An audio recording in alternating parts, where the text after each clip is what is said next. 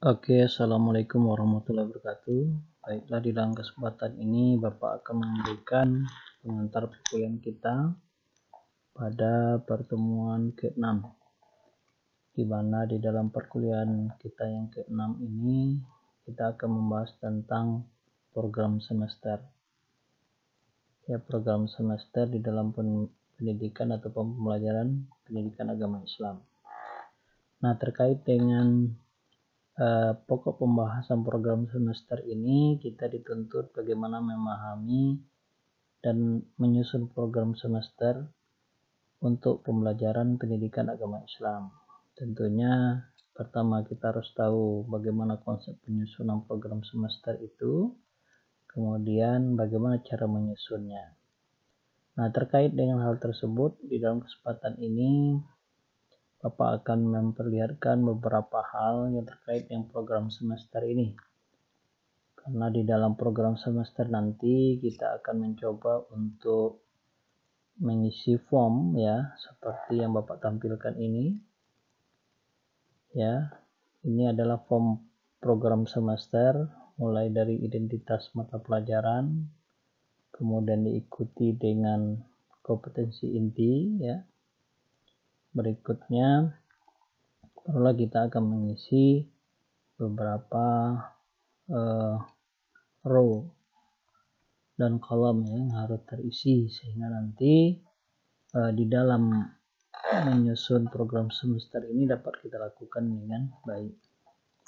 Nah, terkait dengan hal ini tentunya perlu kita sadari bahwa untuk identitas mata pelajaran ataupun identitas sekolah bisa diisi sesuai dengan rencana yang kita lakukan. Kemudian di dalam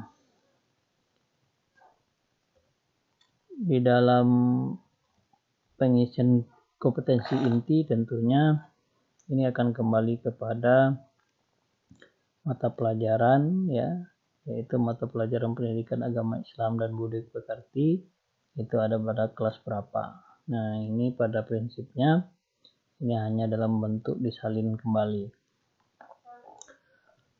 Di dalam penyusunan program semester ini perlu Bapak sampaikan bahwa salah satu yang menjadi tujuan dari penyusunan program semester ini tidak lain dan tidak bukan merupakan kelanjutan dari program tahunan. Kalau program tahunan kita sudah menentukan berapa jumlah jam pelajaran yang akan dipelajari. Nah, sementara di dalam program semester ini dari jumlah jam pelajaran ataupun alokasi waktu yang sudah kita tentukan dari setiap pokok pembahasan ataupun tema tentu akan didistribusikan sesuai dengan minggu efektif belajar. Nah, terkait dengan tersebut di dalam penyusunan program semester perlu sampaikan bahwa yang pertama terkait dengan kompetensi dasar ini sudah tinggal kita salin saja dari hasil pemetaan yang kita lakukan seperti form yang lalu, ya. Ini KD-nya yang sudah diklasifikasi atau dipetakan, ya. Nah, yang ini silakan disalin ke dalam form program semester. Kemudian berikutnya untuk pokok bahasan tentunya di dalam kita melakukan pemetaan KIKD kemarin, ya, tentu kita sudah temukan apa yang menjadi pokok bahasan atau tema. Nah, walaupun di dalam kesempatan ini juga kita akan melakukan pengembangan IPK. Nah, itu data-data yang bisa kita masukkan. Selain bersumber dari hal tersebut, ya, baik itu kompetensi dasar maupun pokok bahasan atau tema, ini juga sudah kita tulis di saat kita menyusun minggu efektif belajar seperti pada tabel yang kedua ini, ya. Nah, terkait dengan hal tersebut tentunya perlu disampaikan bahwa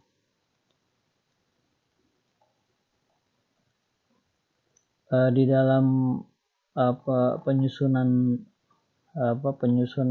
program semester ini tentunya kita akan selalu memperhatikan perangkat-perangkat sebelumnya. Nah, terkait dengan hal tersebut, tentunya dari pokok bahasan, selain kita bisa melihatnya di analisis minggu efektif pelajar yang sudah kita salin dari pemetaan tadi ya, kemudian juga bisa kita ambil dari program tahunan. Ya, program tahunan pun sudah kita tulis sedemikian rupa yang menjadikan pokok bahasan maupun tema di dalam mata pelajaran yang akan kita buatkan ataupun kita susun program semesternya. Sementara itu untuk alokasi waktu ini sudah mulai kita analisa melalui analisis minggu efektif belajar ya, seperti yang kita dapatkan pada semester ganjil tahun pelajaran ini. Maka dari itu bisa kita distribusikan masing-masing pokok bahasan ya, kemudian ditambah dengan jam cadangan. Nah, kalau di sini sudah kita tentukan bahwa alokasi waktu untuk pokok bahasan yang pertama atau tema yang pertama itu sebanyak 12 jam pelajaran. Kemudian pokok bahasan kedua 12, kemudian berikutnya.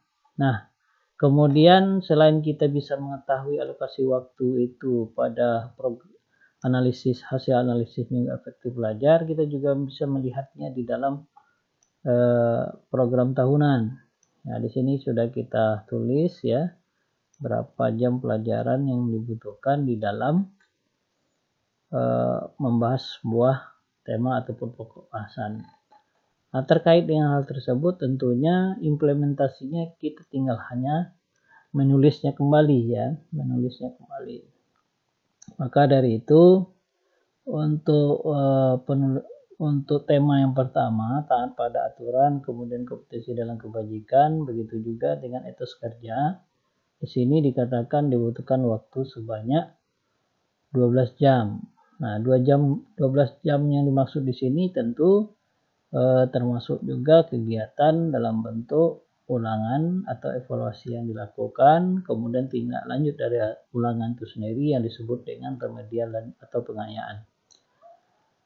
Nah, setelah kita memindahkan beberapa hal ya yang sudah kita buat terdahulu, mulai dari kompetensi inti, kompetensi dasar, pokok bahasan, kemudian alokasi waktu, maka di dalam penyusunan program semester ini kita tinggal mencantumkan saja. Sebagai contoh, misalnya ini 12 jam pelajaran ya. 12 jam pelajaran tentunya di sini kita akan kembali ke dalam catatan kita terdahulu bahwa di dalam pembahasan 12 jam pelajaran itu tidak terlepas dari pembahasan materi ya. Ini bisa kita buat misalnya di dalam bagian yang ini kita masukkan sebagai contoh, ini kita hapus terlebih dahulu ya. Tinggal kita masukkan. Nah, yang mana yang 3 jam pelajaran ini ya? Tentu di sini kita akan menulis biasanya kalau jadwal di sekolah, kalau untuk SMA tentu 3 jam pelajaran. Bisa dijadwalkan 1 kali 2 jam pelajaran, kemudian ditambah lagi yang 1 kali lagi 1 jam pelajaran, jadi jumlahnya 3 jam pelajaran per minggu. Nah, ini bisa kita tulis sekaligus ya di dalam materi ini, atau mungkin juga bisa kita buat secara terpisah, misalnya 2, kemudian di sini pasti 1, karena tidak boleh di dalam 1 minggu itu atau di dalam minggu keempat bulan Juli itu lebih dari 3 jam pelajaran. Maka dari itu nanti kalau apabila kita melakukan pemisahan, maka di sini diletakkan secara terpisah juga. Nah, sebagai contoh seperti ini. Yang hafal ini kita pindahkan untuk 1 jam, sementara 2 jam pelajaran itu dalam rangka membahas materi tentang taat pada aturan. Nah, seperti itu. Kemudian berikutnya, sesuai dengan program tahunan yang sudah kita lakukan, berikutnya 3 jam berikut akan digunakan untuk membahas tentang kompetisi dalam kebajikan, termasuk juga di sini hafalan surah An-Nisa ayat 59. Nah, yang ini nih tinggal kita kopikan saja ya. kita masukkan ke dalam program semester. Nah, contohnya seperti ini. Nah, jadi sama halnya dengan yang di atas tadi. Tentu di sini kita cantumkan 2 jam, yaitu membahas tentang materi kompetisi dalam kebajikan. Sementara untuk hafalan ya, kita buat di dalam hal ini sebanyak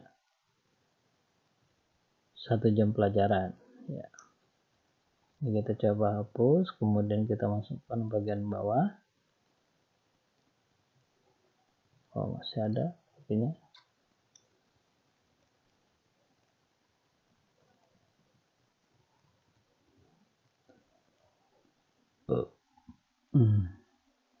Ya. Jadi Juli minggu kelima ya, tambah lagi 1 jam pelajaran di sini. Nah, kemudian untuk ulangan tentunya belum ya. Nanti kita tambah saja tabelnya di sini ya. Ini di enter saja, misalnya contoh seperti ini ya.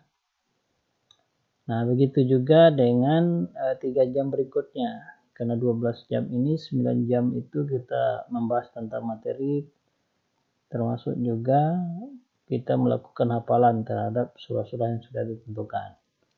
Nah, setelah kita mendistribusikan bagian yang kedua ini ya, tentu kita akan masuk lagi ke dalam bagian yang berikutnya ya. Kita coba lihat di sini sudah ditentukan 3 jam pelajaran itu juga termasuk hafalan selain membahas materi tentang etos kerja. Nah, ini kita kopas saja ya. Kita paste di sini ya. Kita paste saja. Jadi di sini cantumkan ya. Kemudian untuk untuk hafalan nanti dibuat tabel secara khusus, seperti misalnya kita buat saja garis seperti ini. Oh, belum ya. Nah, setelah itu nanti baru disusul dengan tabel berikutnya, row yang berikutnya ya. Belum mau dia, kita ulangi lagi ya. Nah, kemudian yang ini tadi kita pindahkan saja. Nah, yang ini kita paste ya, menghafal Quran surah At-Taubah ya, menghafal.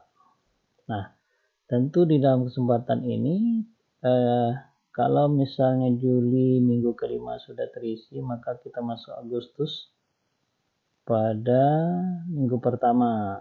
Nah, di sini tentu kembali kita masukkan ini 2 jam ya, kemudian di sini 1 jam pelajaran.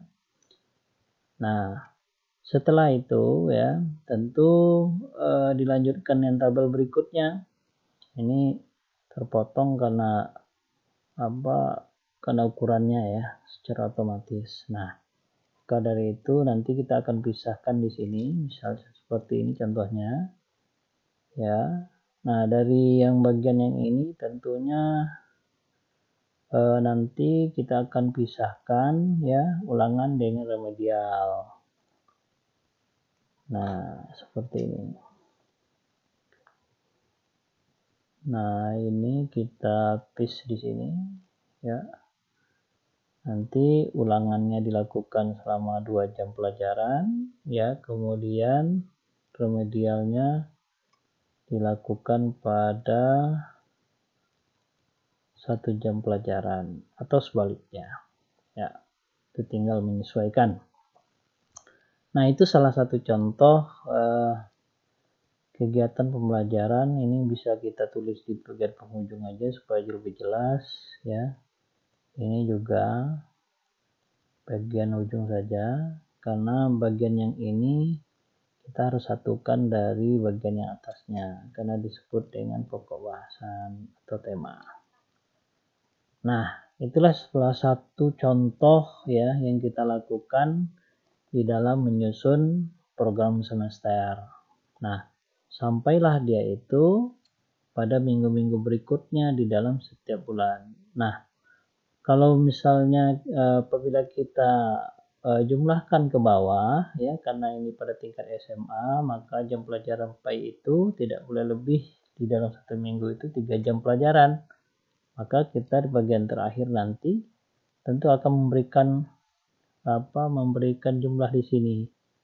Kalau ini tadi 6 ya. Oke. Sini jumlahnya tetap 3.